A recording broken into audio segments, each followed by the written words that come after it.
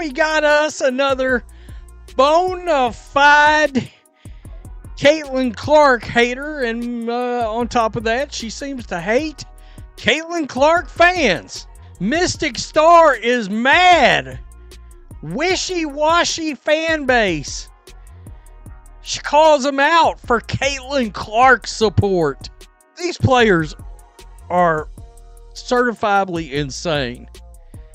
Have you ever seen so much pettiness and so much jealousy? And what's crazy is so much ego? This isn't just drama. This is the kind of moment that can split a locker room in two. Most fans think they know what happened. A frustrated player made a petty comment after the game. But that's not the real story. The real story is that one of the Mystics' own stars stood in front of thousands of paying fans, the same people who'd filled an arena in Baltimore, and called them out. Imagine being in that crowd. You drove in, bought the ticket, wore your team's colors, and the player you came to cheer for looks straight past you and calls you wishy-washy. Why would she do that? What pushed her to take aim at her own audience, the very people who fund her team's paycheck? The answer isn't just anger. It's resentment that's been building for months inside the WNBA. And the words she chose lit the fuse on a controversy that threatens to shake her career and her franchise to the core. If you think this was about a single bad quote, stay with me.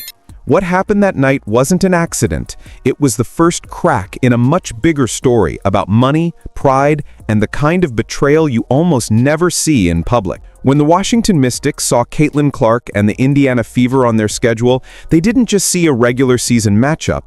They saw an opportunity, a chance to cash in on the biggest star women's basketball has seen in years.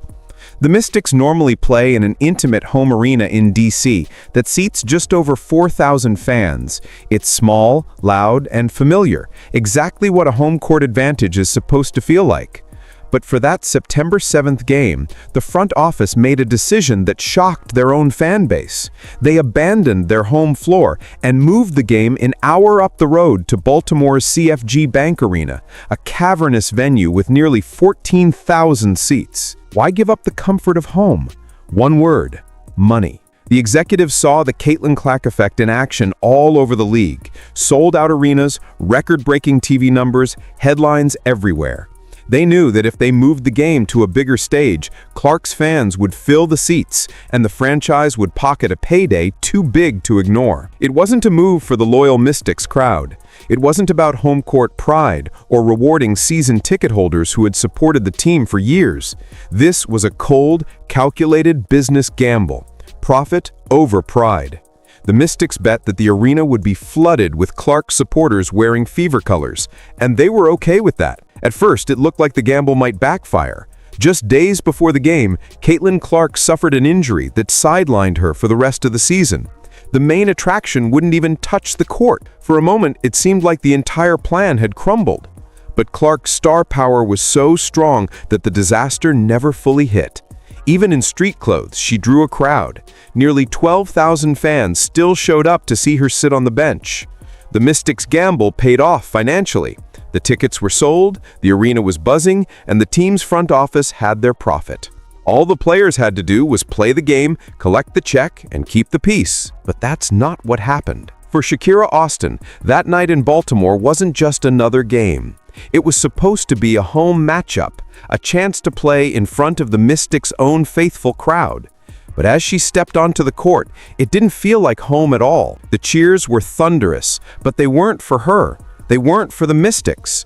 Almost every roar from the crowd belonged to someone sitting on the bench in street clothes, Caitlin Clark. Imagine that scene.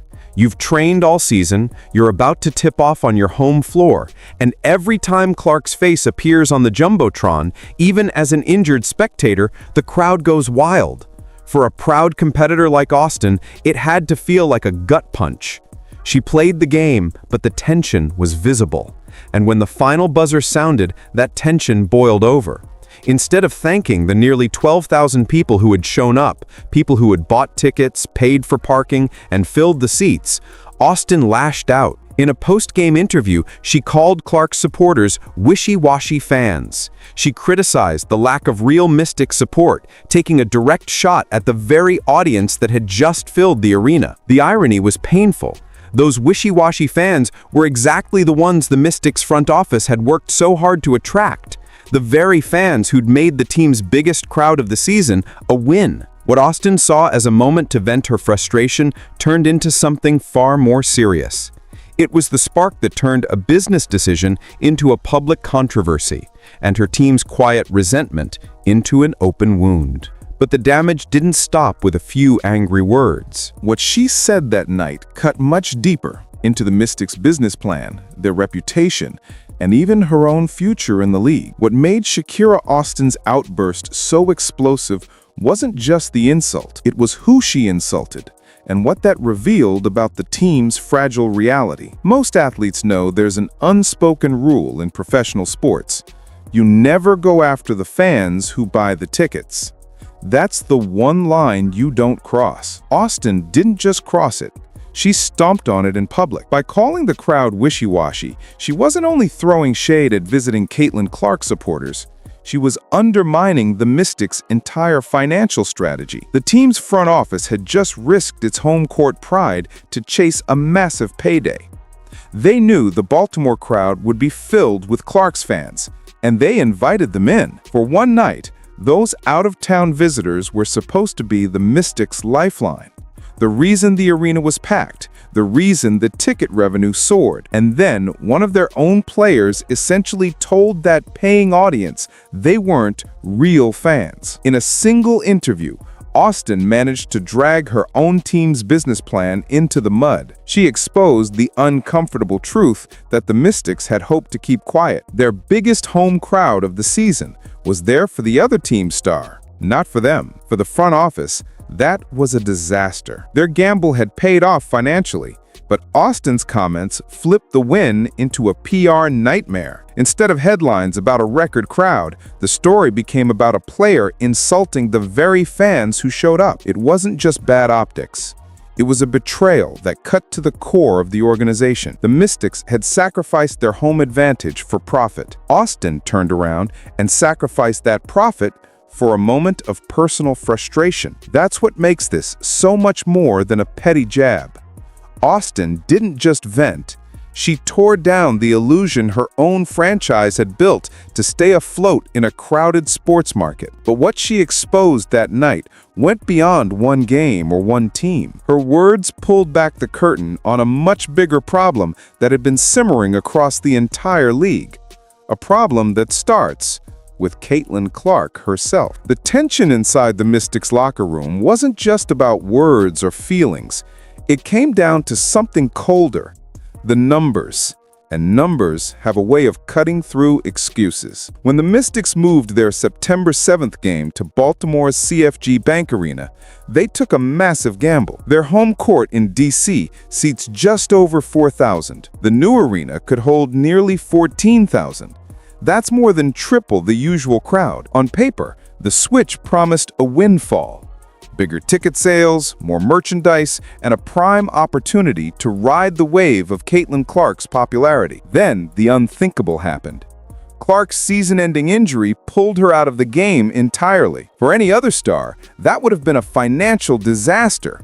Fans would cancel, scalpers would panic, and empty seats would embarrass the franchise. But that's not what happened. Clark's influence was so powerful that even in street clothes, she still filled the arena. Nearly 11,883 fans showed up to see her sit on the bench. Think about that for a moment.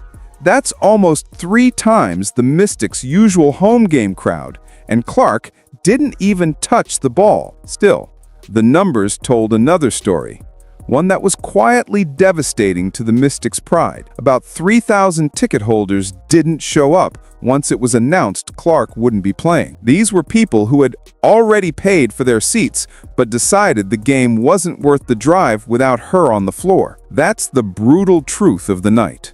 The draw wasn't the Mystics' playoff hopes, because they were already out of contention. It wasn't about loyalty to the home team. It was about Caitlin Clark. Her presence alone moved over 10,000 fans to fill the stands. For the front office, those numbers were a double-edged sword. Financially, the night was a success, but emotionally, it proved something they would rather not admit.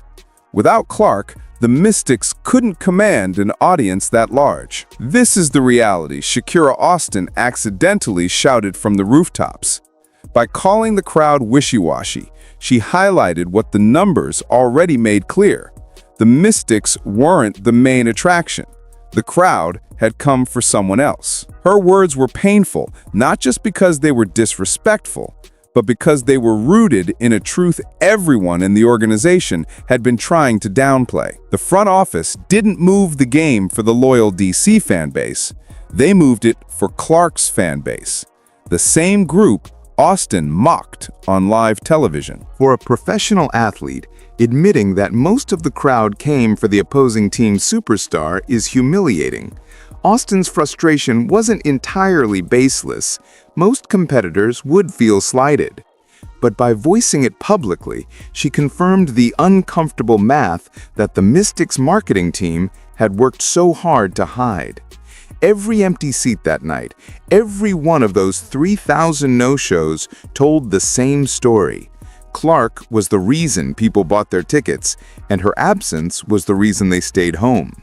The nearly 12,000 who still came just to see her on the bench proved the same point from the other direction.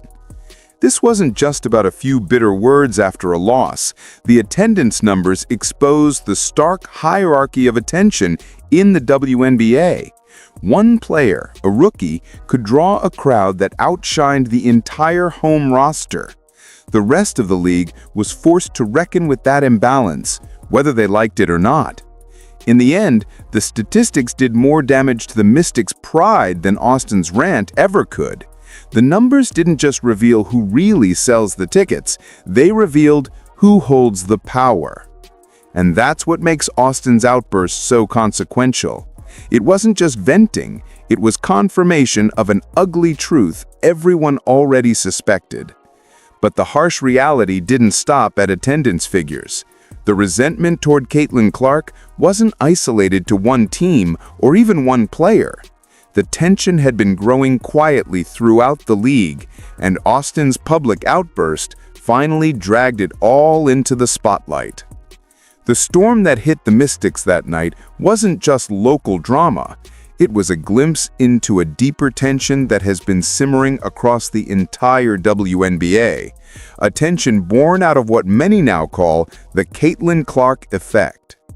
From the moment Caitlin Clark entered the league, the numbers shifted overnight. Games featuring her sold out arenas that had never been full before.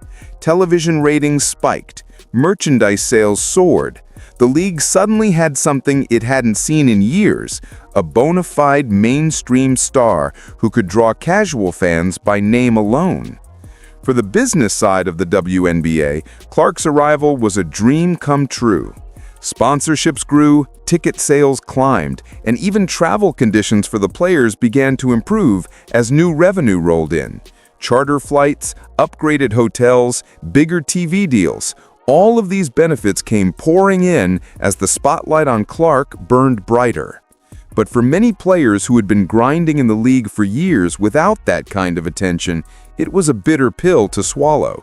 Overnight, a rookie became the face of the WNBA, while veterans who had carried the league on their backs for years suddenly felt invisible. This frustration rarely made headlines. It simmered quietly in locker rooms, in post-game whispers, in cryptic tweets and subtle comments during interviews. Fans began noticing little jabs online, remarks about media favorites, about certain players getting all the calls, or about the league only caring about one name. Most players stayed professional enough to keep those feelings private, but the resentment was real. And in Shakira Austin's case, it finally broke the surface. Her wishy-washy fans remark wasn't just about one night's crowd. It was the sound of a deeper resentment that had been building since Clark's arrival. There's a reason Austin's words hit such a nerve. She wasn't the only player who felt overshadowed, but she was the first to voice it in a way that couldn't be ignored. In doing so, she broke the unspoken pact many players had made. You might resent the attention Clark gets, but you never attack the fans who bring in the revenue. Around the league, the reactions were mixed. Some players quietly agreed with Austin's frustration, but wouldn't say so publicly. Others distanced themselves immediately, knowing that going after the fans, especially Clark's fans, was career suicide. For the league office, Austin's comments posed a nightmare scenario. Caitlin Clark wasn't just a rising star, she was the engine powering their record-breaking year. Anything that made fans feel unwelcome threatened the fragile momentum the league had worked so hard to build. What happened that night in Baltimore wasn't an isolated flare-up. It was proof that the WNBA's success had created an unexpected fault line. The league needs Clark's popularity to grow, yet some of its own players resented for it. It's a conflict with no easy solution, because the very thing that's lifting the league is also driving wedges between teammates, competitors, and even fans. And while Austin's outburst was the most public sign of that resentment so far, the question now is how much damage it's already done to her own future, to the Mystics' chemistry, and to the league's carefully crafted image. But Austin's personal fallout may be just as dramatic as the league-wide tension she exposed. Because after that night, her reputation, and possibly her career, would never look the same again. The ripple effect of Shakira Austin's outburst didn't stop at a bad headline. It followed her into the locker room, into the front office, and even into the conversations of team owners across the league. In the days after the incident, the media storm was relentless. Clips of her wishy-washy fans' remark were replayed on sports shows, debated on social media, and dissected in podcasts. The moment was impossible to walk back, especially because Austin never issued an apology. That silence spoke louder than any press statement could. For the Mystics, the timing couldn't have been worse. The team was already out of playoff contention, morale was low, and now their own player had handed the press a headline that overshadowed everything else. What should have been remembered as their biggest crowd of the season became a PR disaster about player resentment and fan loyalty. But the real damage was to Austin's reputation, not just in the eyes of the public, but among the people who make the big decisions in professional sports. In a league where marketability often matters as much as performance, Austin's words painted her as risky, a talented player who might alienate the very fans a team needs to survive. This couldn't have come at a worse moment for her personally. Austin is heading into free agency, a period when teams evaluate not only a player's stats, but also their attitude, leadership, and fit for the locker room. One controversial remark doesn't erase her skill on the court, but it does raise a red flag for any owner weighing whether to invest in her. The question now isn't just whether the Mystics will keep her, it's whether any franchise will want to take the risk of signing a player who publicly clashed with the league's most bankable star and mocked the fans who filled the seats. No owner wants the distraction of headlines questioning their team's chemistry or their relationship with the league's golden ticket, Caitlin Clark. For Austin's teammates, the situation may be even more personal. Imagine being in that locker room, knowing that the money, the charter flights, the better hotels, and the rising interest in the league all came because of Clark's influence. And then hearing your teammate lash out at the very people who made that possible. Trust like that is hard to rebuild. Her future now hangs in a delicate balance. A few months ago, she was just another player heading into free agency, ready to negotiate her next deal. Now, she's the face of a controversy that's bigger than basketball. One that's forced the league to confront the uncomfortable truth about who really drives its success. Some believe Austin's talent will outweigh the drama, and that another team will give her a chance. Others think her outburst marked her as a liability too great to risk. Whatever happens, it's clear that her comments that night didn't just cost her goodwill. They may have cost her millions of dollars and a secure future in the league she helped expose. But the fallout reaches even further. The league itself has been forced to reckon with the cracks Austin exposed. The balance between growing the sport and supporting its veteran players is more fragile than anyone wanted to admit. And as Austin waits for her next contract offer, the WNBA faces its own reckoning. Can it keep riding Caitlin Clark's wave of popularity without deepening the resentment among the players who feel left behind? The answers to those questions will determine not only Austin's next chapter, but also the future of a league that suddenly looks more divided than ever before. What happened in Baltimore wasn't just a feud between a player and her fans. It was a crack in the foundation of the WNBA, a glimpse of a league at war with itself. On one side, there's the business of basketball, the owners, the marketing teams, the TV networks, all chasing the surge of attention and revenue that Caitlin Clark has brought to the sport. For them, Clark isn't just a rookie. She's the centerpiece of the league's future, the face that sells tickets and draws headlines. On the other side are the players who've been here for years, the ones who built their careers through seasons of grinding in relative obscurity. They fought for charter flights, better salaries, and respect in a crowded sports market. And now, in what feels like the blink of an eye, all the attention, all the perks, all the headlines seem to revolve around one newcomer. That imbalance has created a tension that can't be solved with press statements or team meetings. It's a quiet resentment that has been simmering in locker rooms across the league. A feeling that no matter how hard they've worked, their contributions pale in comparison to the influence of one player. Shakira Austin's outburst may have been the spark that made this invisible divide visible to the public. Her words revealed something the league has been trying to keep hidden. It depends on Caitlin Clark's star power, but that same dependence has bred resentment among its own athletes. The Mystics' gamble that night, selling out their home court to profit off Clark's draw, exposed just how fragile the league's balance really is. And Austin's comments shattered the illusion that everyone was on the same page. Now, the WNBA faces a dilemma it can't ignore. To grow, it needs the spotlight that Clark brings. But every step the league takes to center her risks alienating the very players who make the game possible. It's a paradox that threatens to fracture the sport from the inside. In the end, this story was never just about one game, one arena, or one frustrated player. It's about the future of a league torn between gratitude and jealousy, between ambition and unity. The real question isn't whether Shakira Austin regrets what she said. The real question is how long the WNBA can keep growing when its biggest strength is also its biggest fault line.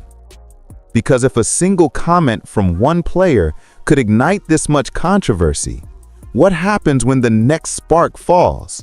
Or when the next star steps onto the stage and shifts the balance all over again? For the Mystics, the fallout may linger for seasons. For Austin, her future remains uncertain. And for the league itself, the night in Baltimore may be remembered as the moment the cracks in its foundation were no longer possible to ignore.